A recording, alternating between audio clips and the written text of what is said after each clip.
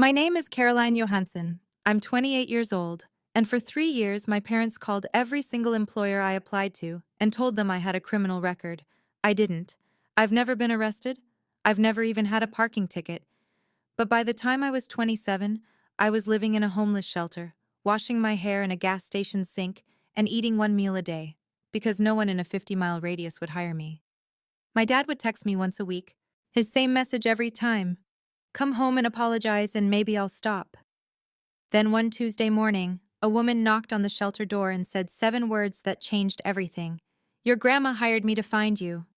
Before I tell you what was inside that briefcase, please take a moment to like and subscribe.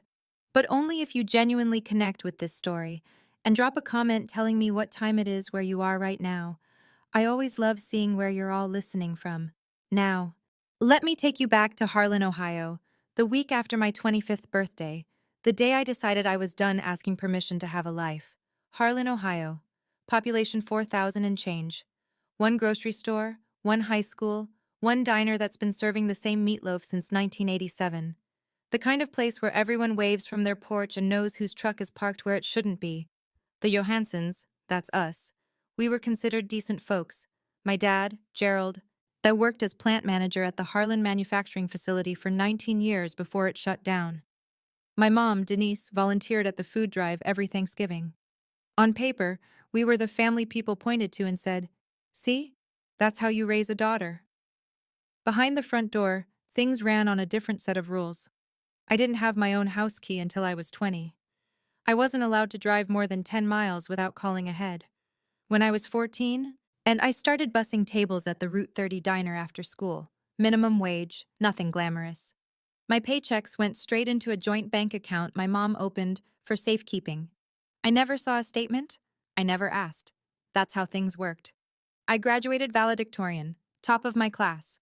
I had a guidance counselor who pulled me aside senior year and said, "Caroline, you could get scholarships, real ones."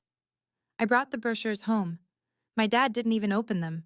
And he set them on the counter and said, "College is for people who can't work with their hands." So I stayed. I cleaned. I cooked. I mowed the lawn and helped my mom with the garden and listened to my dad talk about how the world was falling apart every night at dinner. And every night he'd look at me across that table and say the same thing: "You've got a roof, food, and family. What else does a girl your age need?" For a long time, I didn't have an answer. The week after I turned 25, something shifted. It wasn't dramatic. There was no fight, no breaking point. I was standing in the kitchen, scrubbing the same cast iron skillet I'd been scrubbing since I was 12, and a thought landed in my head like a rock through a window. I'm going to be 40 years old, standing in this exact spot, doing this exact thing. That scared me more than anything my dad had ever said. The next morning, I walked to the Harlan Public Library. And I sat down at one of the public computers in the back row, the ones with the sticky keyboards and the 15-minute time limits. And I created a new email address. Not the family one my mom monitored, a new one, just mine. I found a listing for a hardware store in Millfield, 20 minutes east. They needed a sales associate, full-time, 9 to 5, benefits after 90 days. I typed up my application with 2 fingers and hit send before I could talk myself out of it. 2 days later, as an email came back, they wanted to interview me. Thursday at 10. I read that email 3 times. I closed the browser. I walked home with my hands shaking, not from fear, but from something I hadn't felt in years. I think it was hope.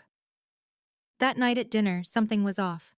My dad sat at the head of the table, fork in one hand, newspaper folded beside his plate.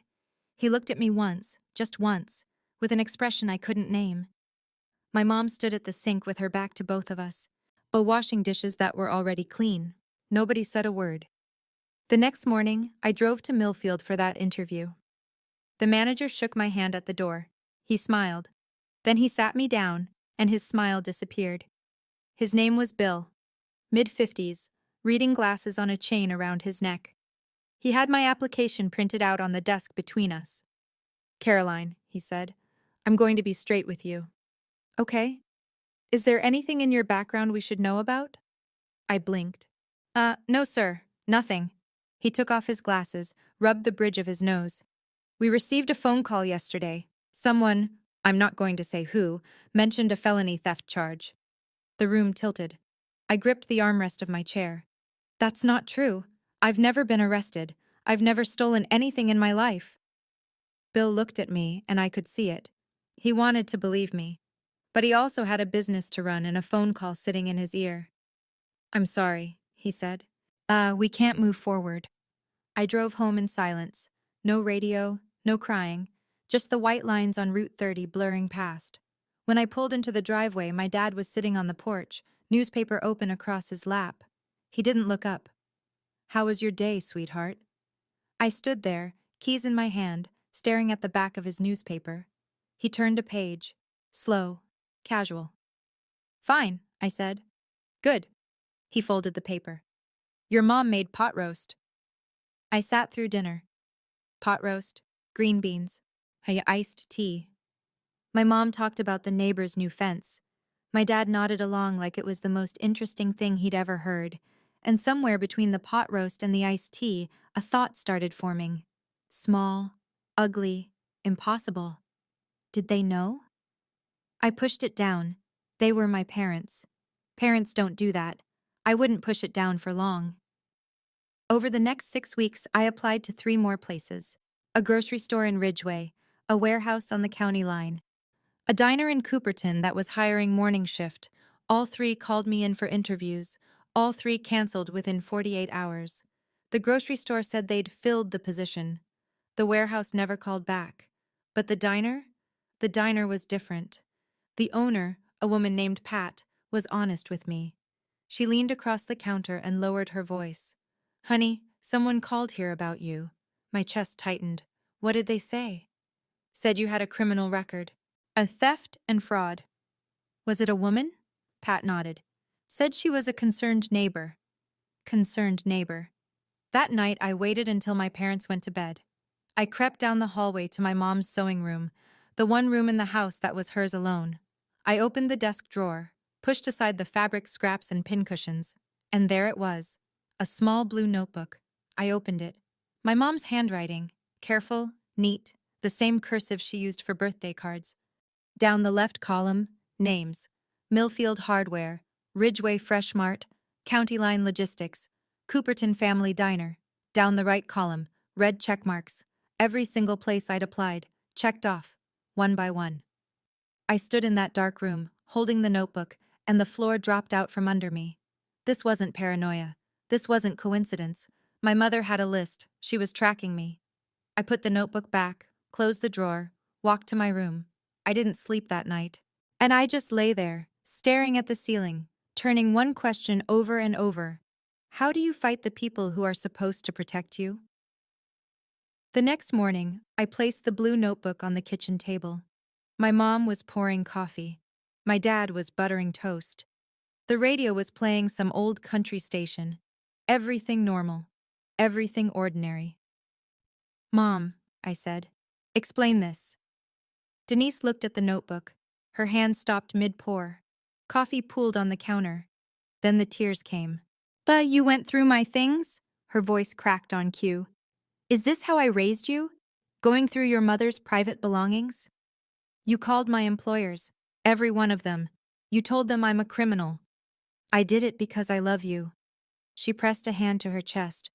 The world out there is dangerous. You have no idea what can happen to a girl alone. I'm 25, Mom. I'm not a girl.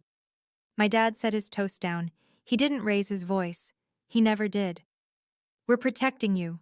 Oh, Caroline, you think you can survive out there? You can't even cook for yourself. I've cooked every meal in this house since I was 16. He ignored that. Drop this. Right now. I'm going to call the police.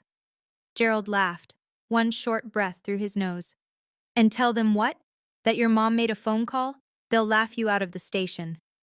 I looked at my mother, tears running down her face, coffee still pooling on the counter.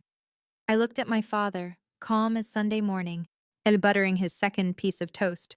If you don't stop, I said, I'm leaving. He didn't blink. You walk out that door. You walk out with nothing. No money, no papers, nothing. I thought he was bluffing. He wasn't. I packed that night, one backpack, 2 changes of clothes, a toothbrush, my phone charger, and a photo of my grandmother that I kept in my nightstand. When I opened the front door, my mom was standing in the hallway, arms crossed, face dry now. The tears were gone, yet replaced by something harder. "If you leave," she said, "you're dead to us." My dad stood behind her, arms folded, filling the hallway like a wall. He didn't say a word. He didn't need to.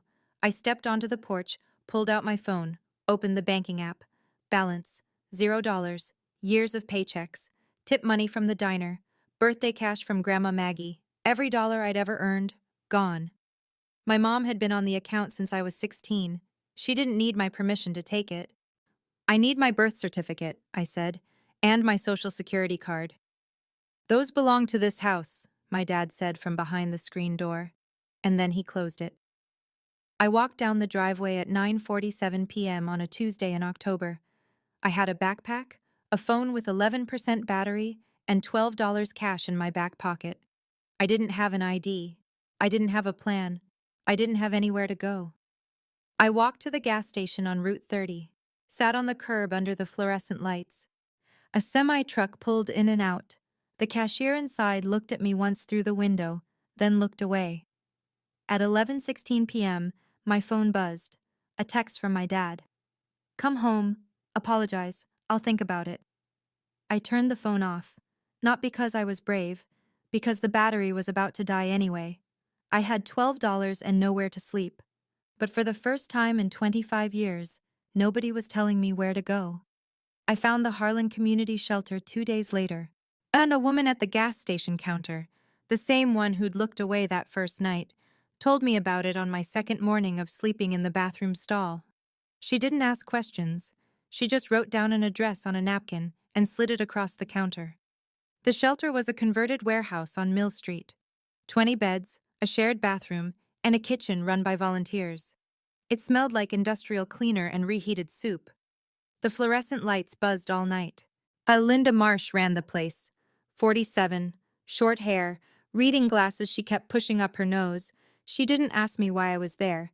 She handed me a towel and pointed to bed 14. "You don't have to explain why you're here," she said. "You just have to want to get back up." I was the youngest person in the shelter by at least 15 years. I started the process of replacing my documents. Filed for a new birth certificate through the mail. 6 to 8 weeks, they said. Went to the DMV for a temporary ID, but without my social security card or any supporting documents, I got shuffled into a backlog. Come back in 3 weeks, then come back again. While I waited, I washed dishes at the shelter in exchange for an extra meal. I swept the floors. I organized the supply closet. I needed to be useful. I needed to be moving. And I kept applying for jobs, this time farther out. 30 miles, 40. Places my parents had never heard of, in towns they'd never been to. Yet I told myself, distance would fix it. If I went far enough, their reach would end. I was wrong about that too. The restaurant was in Granton, 35 miles south. A family place, checkered tablecloths, daily specials on a whiteboard. They needed a hostess. I applied online at the library and got an interview the same week. I borrowed a blouse from another shelter resident. Took the county bus at 6 a.m. The manager's name was Dave. He seemed decent. Shook my hand. Said they'd let me know by Friday. Thursday morning, Dave called. I picked up on the first ring. "Caroline, I'm sorry. We've decided to go in a different direction." My stomach dropped. "Can I ask why?" Pause. Long pause. "Someone emailed us a document. Looked like a police report." I sat down on my shelter bed. A police report. It wasn't a phone call this time? No, an email with an attachment. Looked official. A document, typed, formatted, and sent from an anonymous email to a restaurant 35 miles away. My father spent 19 years as a plant manager. He knew how to write memos. He knew how to format official-looking paperwork. He had a printer, a scanner, an old company letterhead that looked close enough to something authoritative if you didn't look too hard. They'd upgraded. Phone calls weren't enough anymore. And now there were documents. Fabricated evidence designed to look like something a background check might produce. That evening, sitting on bed 14, my phone buzzed. Unknown number, but I knew the cadence. "Still cold out there? Doors still open, for now." I stared at that message for a long time. Then I deleted it. But something else stuck with me that night. Something Linda had mentioned 2 days earlier. A woman had come to the shelter asking about me. A woman I didn't know. She'd left a business card. I hadn't thought much of it then. Now I couldn't stop thinking about it. He called on a Sunday. I don't know why I picked up. Maybe because it was raining and the shelter roof leaked over bed 12 and I was tired in a way that sleep doesn't fix. Come home, Caroline. Stop calling my employers. I don't know what you mean. I've seen the notebook, Dad. What notebook? Mom's, with the check marks. Silence. 5 seconds. 10. When I could hear the kitchen faucet running in the background. The same faucet that dripped for 3 years because he never fixed it. You're confused, he said. You've always been confused. I'm not confused. I'm unemployable. Because of you. You're unemployable because you're not ready for the real world. That's what I've been trying to. I'm hanging up. You hang up, you lose this family. I already lost it. I pressed the red button, set the phone face down on the mattress, but my hands were shaking. Not from fear, from the effort of keeping my voice steady for 2 minutes and 14 seconds. I didn't call back. He didn't call again. From that point forward, it was only texts. Once a week, sometimes twice. Always the same tone. A door held open just enough to remind me it could close. Thanksgiving's coming. Your mom's making pie. Saw your friend Katie at the store. She asked about you. Getting cold, shelter can't be warm. Each one a fishhook. And each one designed to make me feel like the problem was mine. That I was the one who'd left. The one who'd broken the family. The one who needed to come crawling back. I saved every text. I didn't know yet what I'd do with them. But something in me said, keep everything. It was the smartest thing I did that year. After I hung up that phone, I sat on my shelter bed and stared at the ceiling for a long time. I kept thinking, why? Why would your own parents rather see you homeless than independent? I still don't fully have that answer. But I want to ask you, have your parents ever destroyed an opportunity for you and then acted like they were doing you a favor?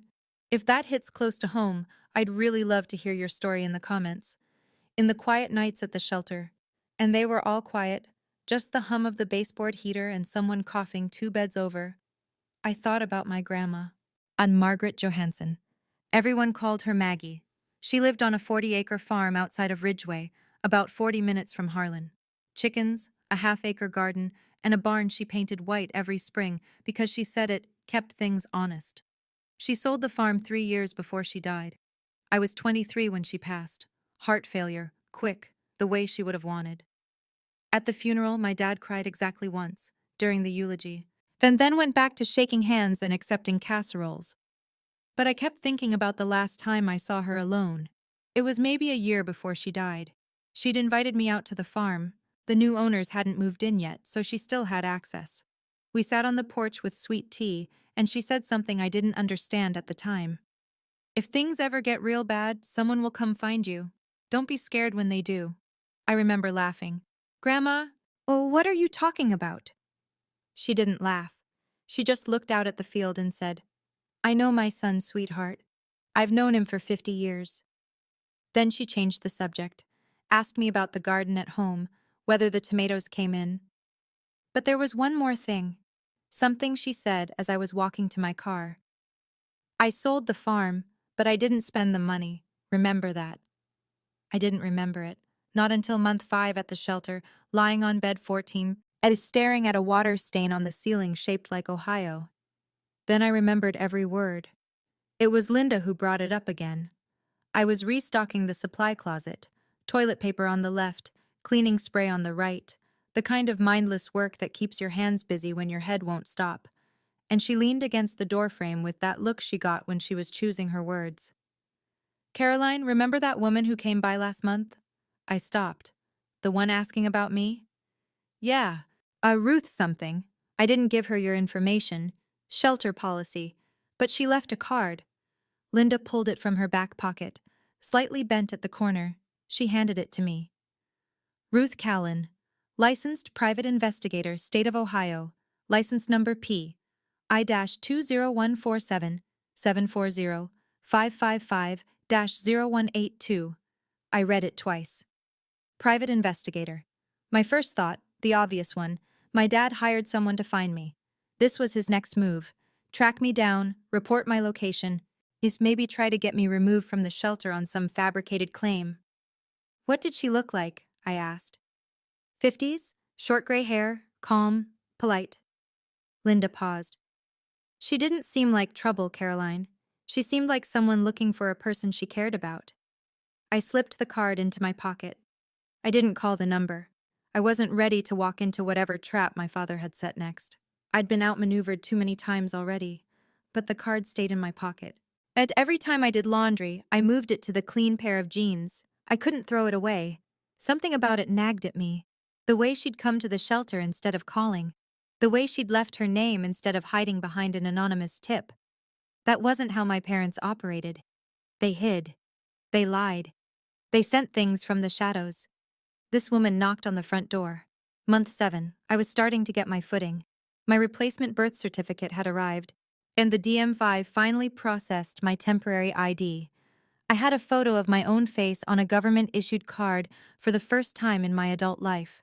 Small victory. Enormous feeling. Then Linda called me into her office. She was sitting behind her desk with the door closed. That never happened.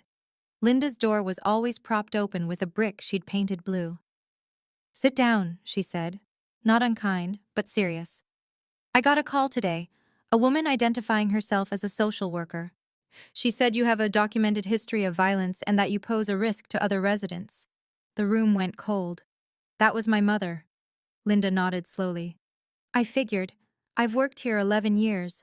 Social workers don't cold call shelters to trash a resident. That's not how it works." "What did you tell her?" "I told her I couldn't discuss resident information." She hung up. Linda leaned forward. "I'm documenting this call in our records. But I have to be honest with you. If she contacts the county office, if she files a formal complaint through the system, I may not be able to protect your spot here. That's above me." I sat there. The fluorescent light buzzed overhead. The baseboard heater clicked. My parents had sabotaged my job applications. They'd fabricated police reports. They'd drained my bank account and kept my identity documents. And now they were trying to take away the last place I could sleep at night. Then something shifted in that moment. It wasn't anger. Anger is hot and sloppy, and it burns out. This was different. This was clear.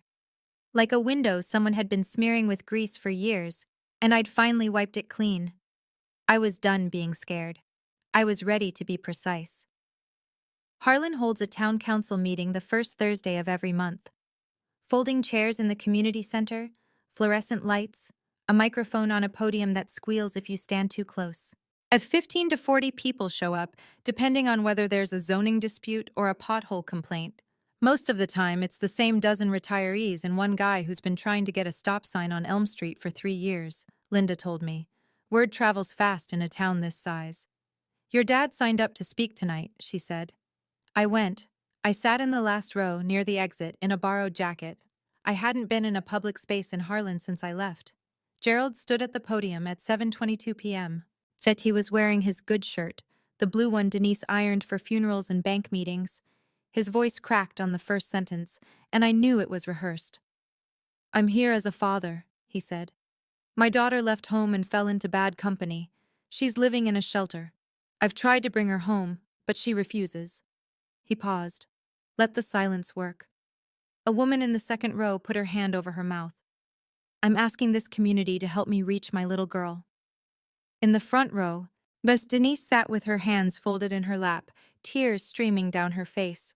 The woman beside her, Mrs. Patterson from the post office, reached over and squeezed her arm. People turned to look at me. I could feel it. 40 pairs of eyes, some pitying, some curious, some already convinced. The man at the podium was a heartbroken father. The girl in the back row was the problem. Nobody asked me if I wanted to speak. The meeting moved on. I didn't say a word. And I took out a notebook and wrote down everything my father had said, word for word. Then I left through the side door. After that meeting, Harlan made its decision about me. The grocery store where I'd asked about part-time stocking, the manager's wife had been at the meeting. Position filled. The gas station attendant who used to nod at me started looking past me. At the shelter, one of the volunteers, a retired teacher named Barb, pulled me aside during lunch. Honey, maybe you should just go home. Your daddy's heartbroken. I set my spoon down. Did you hear his speech? Everyone heard it. That poor man, standing up there, begging for his little girl to come home. I wanted to scream. I wanted to pull out my phone and show her the texts. Come home. Apologize. I'll think about it. I wanted to describe the blue notebook with the red check marks and the fake police report and the phone call to the shelter claiming I was violent. But I didn't. But because I'd learned something in those 7 months.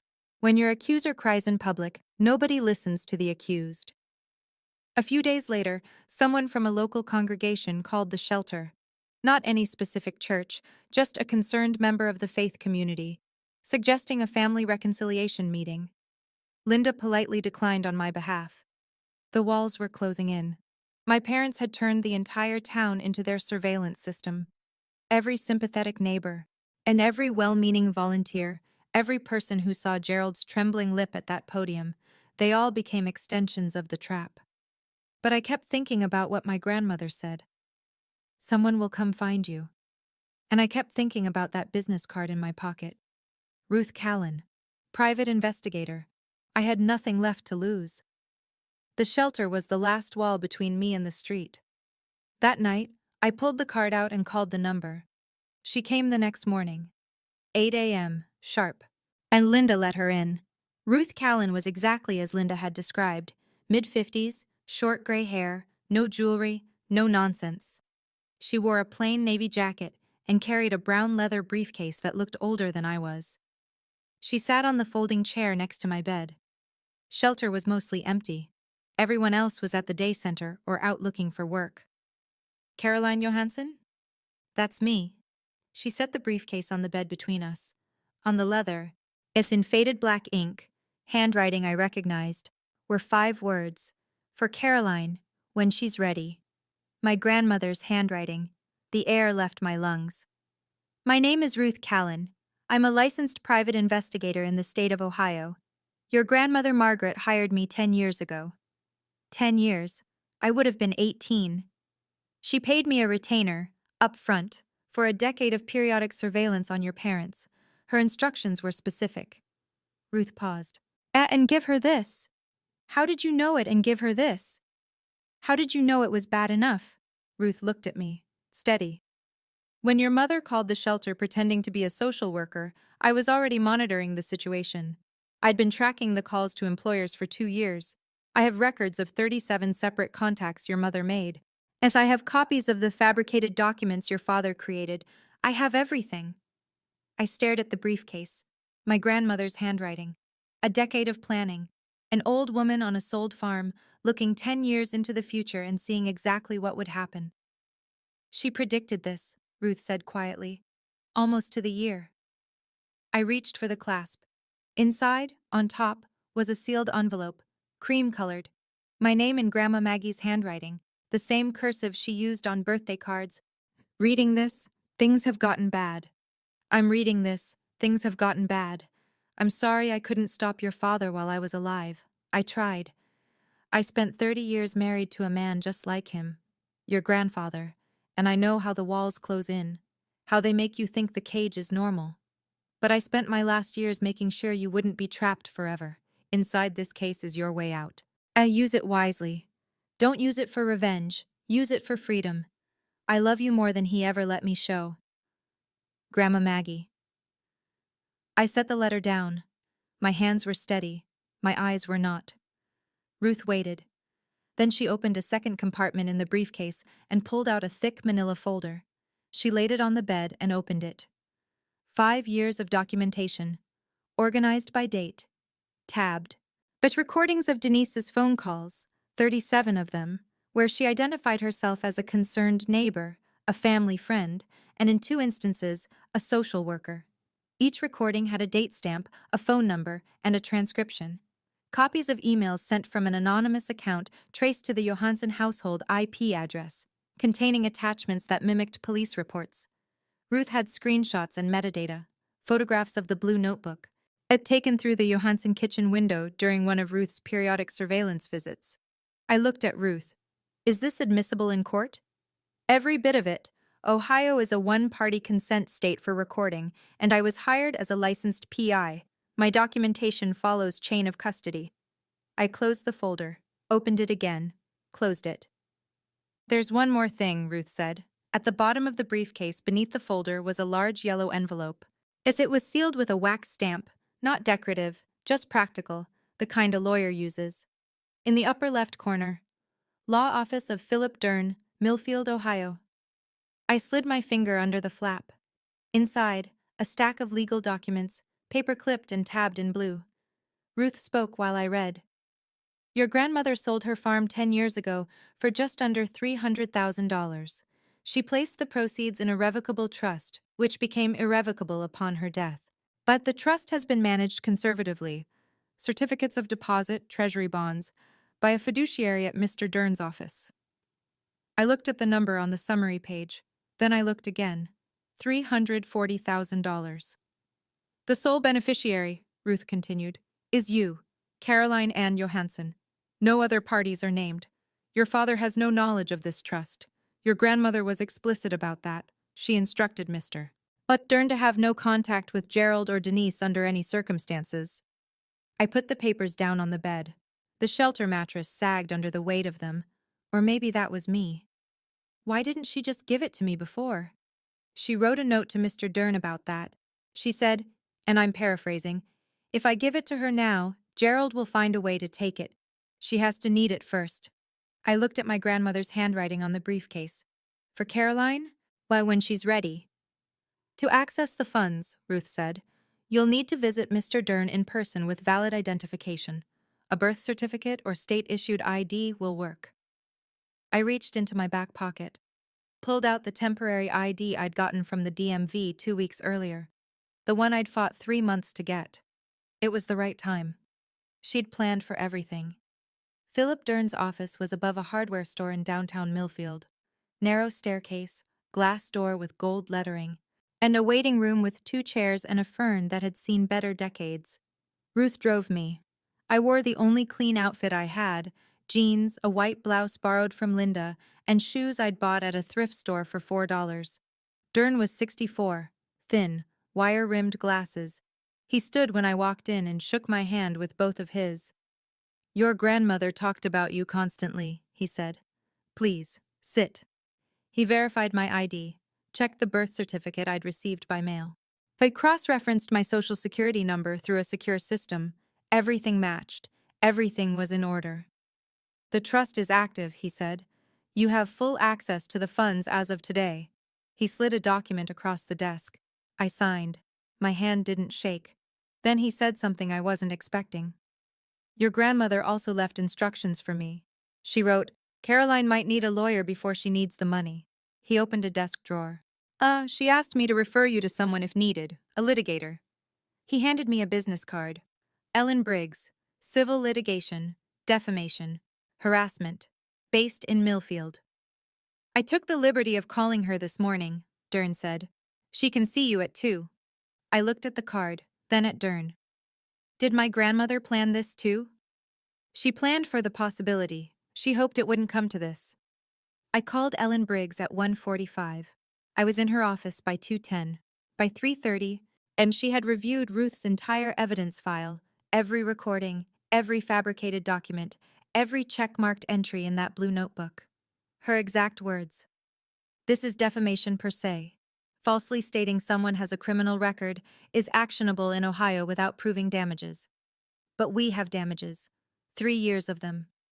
She filed the lawsuit that week. Gerald Johansson was served on a Monday morning at 8:15 a.m. A process server walked up the driveway while Gerald was checking the mailbox. Mrs. Patterson from the post office was watering her azaleas 2 doors down. She watched the whole thing, the envelope, Gerald's face, the way he stood on the driveway reading the first page without moving for a full minute. Denise was served separately, 1 hour later, at the Harlan Fresh Mart. She was in the cereal aisle. 3 people she knew from her cooking group were in the store at the time. By noon, half of Harlan had heard. By dinner, the other half. Gerald called my phone 14 times that afternoon. I didn't answer. Ellen had advised me, all communication goes through counsel now. At 6:47 p.m., a text came through. You're going to regret this. I'm your father. Ellen logged it. Exhibit 47. The following day, Denise started her campaign. She called 5 neighbors in a single afternoon. Through tears, always tears, she told each one the same thing. My daughter is suing me because I loved her too much. But something had shifted. The lawsuit was filed in county court. Court records in Ohio are public, and people in small towns read court records the way they read the church bulletin, thoroughly. By the end of the week, someone at the diner had pulled up the complaint online. The summary was right there in black and white. Fabricated police reports, impersonation of a social worker, 37 documented calls to employers over a 3-year period. For the first time, as someone asked Denise the question she hadn't prepared for. It was Tom Adler, Gerald's neighbor of 30 years. He ran into her at the gas station. Denise, is it true you called her employers? She didn't answer. She got in her car and drove home. Gerald signed up to speak at the next town council meeting. Of course he did. The podium had worked once. He thought it would work again. This time the room was full. 60 people, maybe more. Folding chairs pulled from the storage closet. The people standing along the back wall. This wasn't about potholes anymore. I sat in the 3rd row. Not the back. The 3rd row. Ellen Briggs sat beside me, legal pad on her lap, pen in hand. She wore a gray blazer and an expression that gave away nothing. Gerald took the podium at 7:15. Most of you know me, he said. I've lived in Harlan my whole life. I coached Little League, I served on the planning committee. Oh, and now my own daughter is trying to destroy this family with a frivolous lawsuit. He gripped the sides of the podium. She's been influenced by outsiders, lawyers, people who don't know this family. I'm asking this community to stand with me. He looked at me. I looked back, didn't flinch. The room was silent. Then Ellen stood up. My name is Ellen Briggs. I'm an attorney licensed in the state of Ohio, and I represent Caroline Johansson. She spoke calmly. It has been filed in county court. Has been filed in county court. The complaint, and its supporting evidence, are part of the public record. I'd encourage anyone here who's curious to look them up, rather than relying on one person's version of events. She sat down. No drama, no accusations, no raised voice. The room was quiet for 8 full seconds. I counted. Then the council chair cleared his throat and moved to the next agenda item. Gerald stood at the podium a moment longer. Then he sat down. He didn't look at me again. The court granted the civil protection order 11 days later. 500 feet. No direct contact. No contact through third parties. No phone calls, no texts, no letters, no emails, no messages relayed through neighbors, friends, or anyone else. Gerald violated it within the first week. He borrowed his neighbor's phone, a man named Dale who didn't know any better, and texted me, "This isn't over, Caroline." Ellen documented it, filed it with the court. Gerald received an official warning from the judge. One more violation, and he'd face contempt charges. The defamation case moved forward. Ellen submitted Ruth's evidence package, the recordings, the call logs, the fabricated documents, the metadata linking the anonymous emails to the Johansson household, 37 calls, 5 forged police reports, 3 years of systematic interference with my ability to earn a living. Gerald hired a lawyer, a low-cost attorney from 2 counties over who looked like he'd rather be anywhere else. After reviewing the evidence, he called Ellen and recommended settlement. Gerald refused. I'm not settling with my own daughter. His attorney withdrew from the case the following week. Gerald didn't hire a replacement. Meanwhile, the court records were doing their work. In Harlan, public documents are public conversations. People read, people talked. Did you see the part about the social worker call? She made 37 calls. Gerald faked a police report. Gerald Johansson? At the Harlan Diner, where I used to bus tables at 14, the cook told a regular, "That girl applied here once. I turned her down because of a phone call. I feel sick about it." The truth doesn't need a podium, it just needs to be accessible. Slowly, then all at once, Harlan started reading. Denise was the first to feel it. The Thursday Cooking Circle, a group of 8 women who'd been meeting at each other's houses for 15 years, sent her a message through the group organizer. "We think it's best if you take a break for now, Denise, just until things settle down." Things were not going to settle down. Then Gerald went to the coffee shop on Main Street, his booth, his morning routine for 20 years. The booth was occupied. By nobody. People just weren't sitting there. He took a table by the window. No one joined him. The waitress refilled his coffee without making eye contact.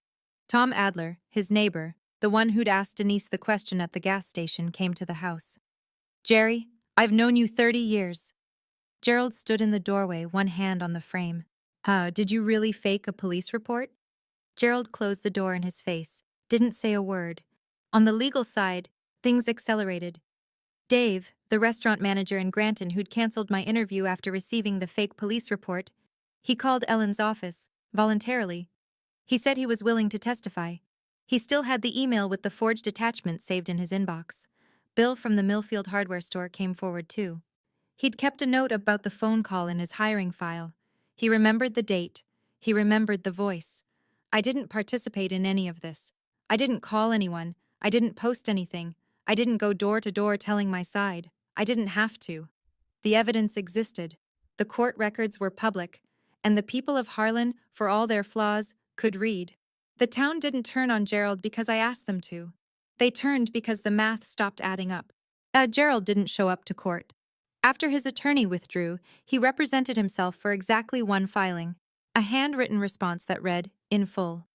This is a family matter, and the court has no jurisdiction over a father's right to protect his child. The judge disagreed. When Gerald failed to appear for the hearing, Ellen moved for a default judgment. The court granted it. Defamation per se. Tortious interference with prospective employment. Fed damages, $85,000. Calculated from 3 years of lost income and documented harm. Gerald didn't pay. Ellen filed a lien on the Johansson house. I was sitting in Philip Dern's office when the judgment came through. He printed it out and handed it to me across the same desk where I'd signed the trust documents 2 months earlier. "How do you feel?" he asked. "Tired," I said, and I meant it. That same week, Dern offered me a job, and not out of charity. He'd been watching me organize Ruth's evidence files, build timelines, cross-reference dates. "I need an administrative assistant," he said.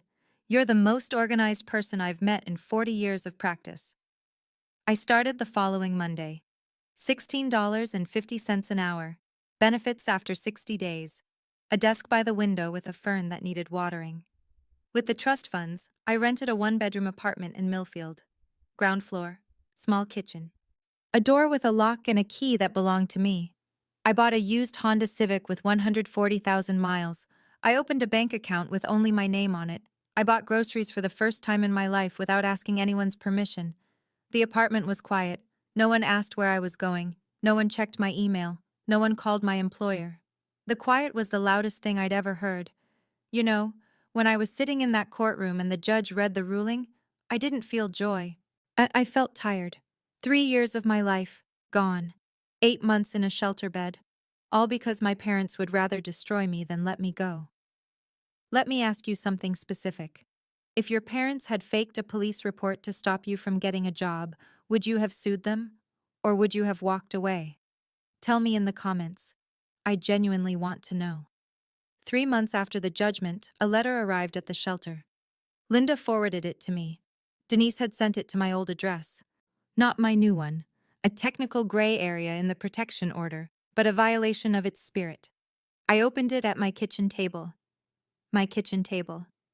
Dear Caroline, I'm your mother. I'll always be your mother. Dad says he's sorry. Come have Thanksgiving dinner. We can put this behind us. I read it twice, then a third time. Dad says he's sorry. Not Dad is sorry, says, like she was relaying a weather report. We can put this behind us. Not I was wrong. Not I shouldn't have called your employers 37 times. Not I forged documents to keep you unemployable. Just, we can put this behind us. Like it was a disagreement about the thermostat. I sat with that letter for an hour. I made coffee. I fed my cat, a tabby I'd adopted from the Millfield shelter and named Maggie. Because of course I did. Then I wrote back, through Ellen, as the protection order required. Mom, I wish you well. But love does not include sabotaging your child's ability to survive. You called my employers. You impersonated a social worker. You tried to get me removed from the only place I had to sleep. Please respect the court order. Do not contact me again. Caroline. I sealed the envelope, stamped it, drove to the post office in Millfield, not the one in Harlan, not the one where Mrs. Patterson would see me and report back. Then I went home. My home. I cooked dinner for one. Pasta, garlic bread, and a glass of water. Maggie sat on the counter and watched me eat. It was the best meal I'd ever had. I'm not telling you this story so you'll hate my parents.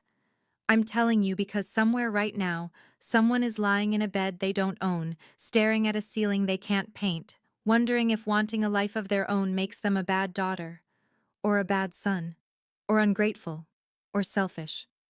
It doesn't. Wanting to work is not betrayal. Wanting independence is not disrespect. And walking away from people who are actively destroying your life is not cruelty, it's survival. My grandmother couldn't save herself. She spent 30 years married to a man who controlled everything, where she went, who she talked to, what she was allowed to want. By the time she got free, she was 70 years old and living in a rented apartment with nothing but a sold farm and a plan. But she saved me. She planned it 10 years in advance. She hired a private investigator that set up a trust and wrote a letter that she sealed in a briefcase and hoped I'd never need to open. That's what real love looks like. Not control dressed up as concern. Not sabotage disguised as protection. Love makes a plan for your freedom, even when it costs everything. I'm 28 now. I work as an administrative assistant in a law office in Millfield. I'm saving for community college. I have a one-bedroom apartment, a used Honda, and a cat named Maggie who sheds on everything I own. And I don't talk to my parents. I haven't closed the door forever. But the key is mine now. They don't get to decide when it opens. Grandma Maggie wrote in her letter, "Freedom isn't free, but you're worth every penny." She was right.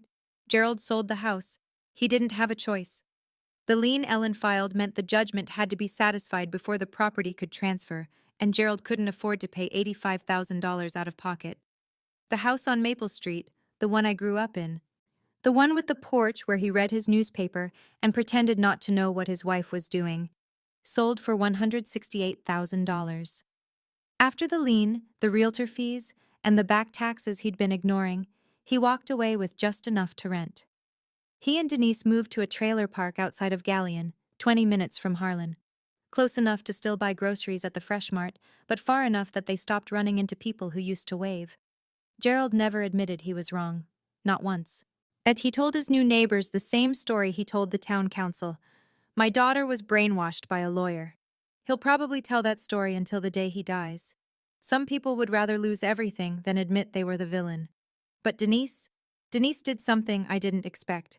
Ruth told me, months later, during one of our occasional phone calls. Denise had started seeing a therapist, on her own, without Gerald knowing. She told the therapist that during their third session, "I think I did something terrible.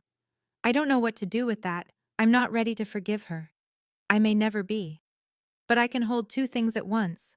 The woman who called 37 employers and lied about her daughter, and the woman who finally sat in a chair and said the truth out loud. People are complicated, even the ones who hurt you worst. But complicated doesn't mean you owe them access to your life. Healing doesn't require reconciliation, and sometimes it just requires distance. That's my story. If you made it this far, thank you. Not everyone has a grandmother who plans a decade ahead, but everyone deserves to know that wanting independence is not betrayal. If this story reminded you of someone you know, please send it to them. Sometimes knowing you're not alone is enough. Hit like if this resonated. Subscribe if you want more stories like this. And if you want to hear what happened when Denise showed up at my workplace 6 months later, that story is linked in the description below. I'll see you there.